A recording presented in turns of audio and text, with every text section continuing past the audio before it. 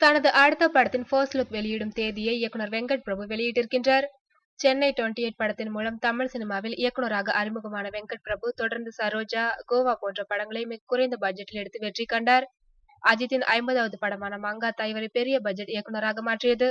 ஆனால் மங்காத்தா ஹிட்டை அடுத்து வந்த பிரியாணி, மாஸ் 2 படங்களும் வெங்கட் பிரபுவை மொத்தமாக காலி செய்துவிட்டது. இந்நிலையில் சென்னை 28 படத்தின் 2வது பாகத்தை எடுக்க வெங்கட் பிரபு முன்வந்திருக்கின்றார்.